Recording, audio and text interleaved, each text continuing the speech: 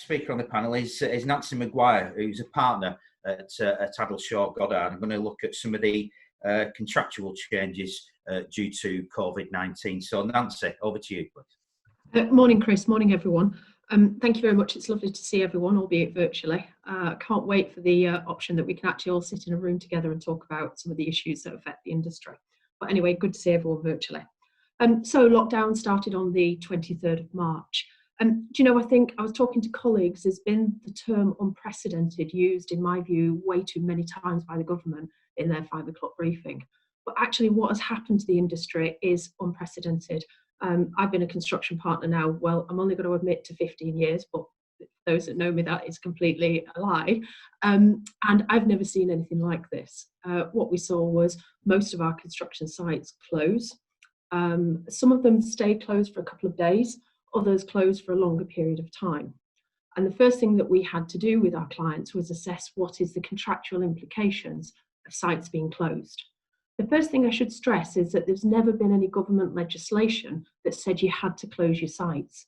In actual fact, the governments have been quite the contrary. So what we saw was a very confusing few days where we had the leader of the opposition stand up and say that construction workers were being put in danger by sites remaining open. But at the same time, the Secretary of State was writing to the big construction companies, massively encouraging construction to stay on site. We've obviously seen, and Chris has alluded to, you know, the site operation procedures and other guidance of how we run sites safely.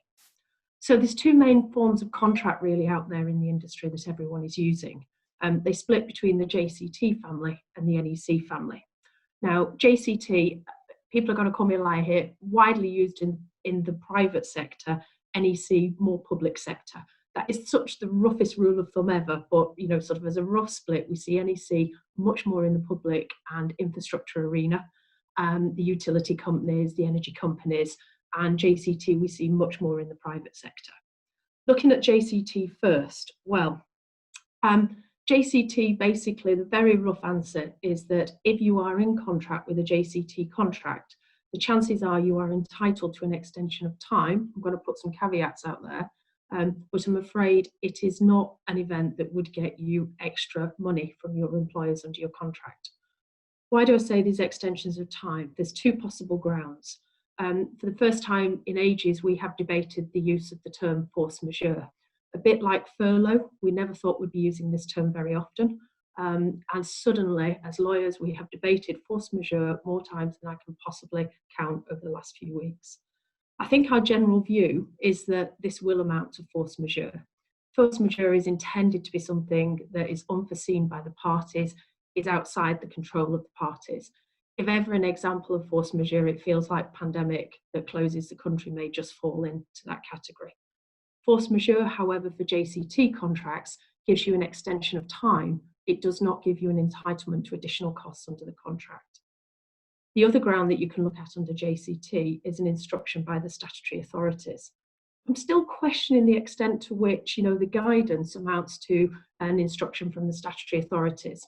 I think it is the force majeure ground that everyone is more moving towards in terms of an entitlement to an extension of time. Again, the statutory authority ground doesn't trigger money under JCT contracts. So it is contractors that are bearing the real cost risk of this delay under JCT contracts. Now, for those of you thinking, great, I can get my entitlement to an extension of time under JCT, please remember under JCT there is an obligation to use your best endeavours to prevent delay. So for those contractors that just close their sites, there could be some challenge here because the government have very proactively encouraged us to be on site, have encouraged safe operation methods on site to keep sites open. So I'm not convinced that if you just close your site for 6 weeks, that you're automatically going to get an extension of time for that period. The analysis is going to be much more careful and detailed than a straight entitlement to time. But unfortunately, under the JCT, and I'm using this in very, very rough terms because there's other grounds that may get you there for money, as a rough rule of thumb, I'm going to say to you that the cost risk is really being borne by the construction industry rather than by the employers. NEC is more favourable to the contractors because NEC, we can possibly look at it being a compensation event. The relevant clause under NEC is 60.1.9. I'm just going to, 60.1.9. And this is, again, whilst it doesn't recognise the concept of force majeure, it is again looking at something that is outside the control of the parties that impacts the accepted programme. So working under an NEC, you've much more of a chance of getting some cost as well as a time claim. But remember, please, under NEC, there are lots of notice periods that you have to comply with in terms of your entitlement to a compensation event. So where is the industry going? That's clearly the position for contracts that are on site. What we need to look at is the extent to which going forward, how we're going to legislate for this in contracts.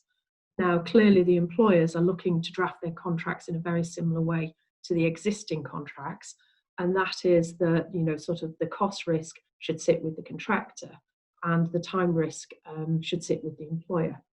I'm not sure the industry is prepared to accept that.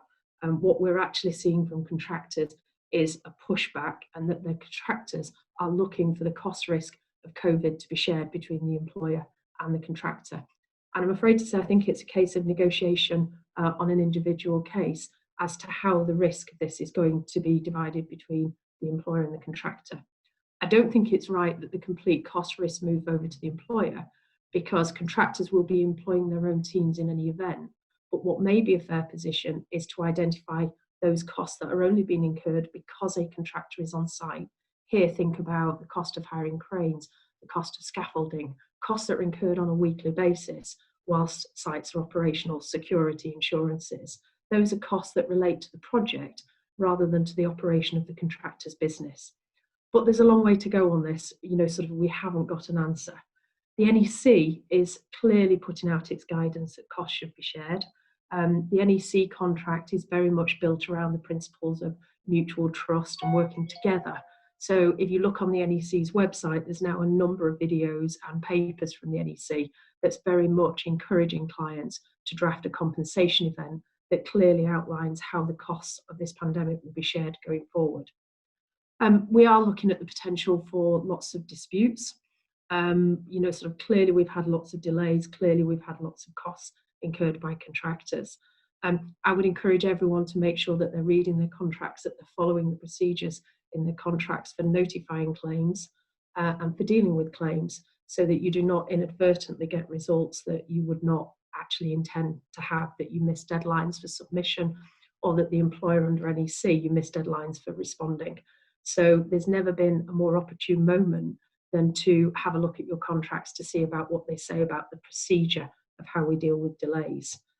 The other issue that I would just touch on very briefly is the concept of solvency.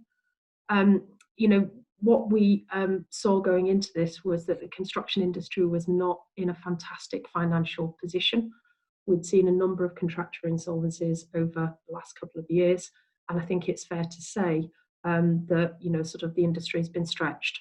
What I would flag is that at the moment, contractors are still being paid based upon valuations for work done in February and the early part of March. We are going to see cash flow impact as the actual impact of March and April starts to hit the contracting industry. If you are placing contracts going forward, there has never been a better time really to be looking at the solvency of the parties that you're dealing with. Looking at company financial reports from 12 months ago is not going to help you. We're in a very strange market. Those companies that were hugely financially sound 12 months ago may not be. And I think the real, you know, all projects, it's in the interest of everyone to look about how do we deliver the projects in a secure manner for everyone. And I think the subcontractor chain are potentially going to suffer at the bottom of this. The latest figures I could find when I had a look on Google is that, you know, payment periods for subcontractors are already running, as an average, the median was 49 days in 2019. We're going to see that pushed out as contractors hold on to money. And I think we have a real solvency issue that the industry has to face. The government has strongly encouraged, you know, sort of in its recent paper of 7th of May, you know, sort of good practice in the construction industry and operating contracts fairly with a view to protecting everybody and getting everybody through this pandemic. It's in nobody's interest for contractors and subcontractors to fail. We have, as a practice, operated in a number of cases where there has been insolvencies of either the subcontractor chain or the contractor chain. It doesn't help anyone in project delivery. And I think that is something that the industry really needs to look at as we go through the next few months. I'm more than happy to go into massive detail. Again, happy for my details to be shared, Chris. I can talk about this for hours. You gave me 5 minutes, which I've probably overrun. So very delighted for people to pick up the phone, email me if there's any individual queries that I can help with. Okay, that's great. Thanks very much, Nancy. And that's one of the things, you know, we're not going to solve everything in a 1 hour Zoom call on a Wednesday morning, but it's beginning to think about things. I think it's so important, that last point you made there about the solvency and things going forward. And you've got a really, really weird and wacky financial system beginning to appear now, and building on the last 12 months and one thing and another. And I think it's because people aren't quite seeing that at present. They're seeing the physical impact of the pandemic, but it's everything that goes behind it, I think, which lurks really. And unless we're onto that very, very quickly, that could have significant impacts, not just on this sector, but right through the economy, really. So I think that's a very valid point there. So thank you for that.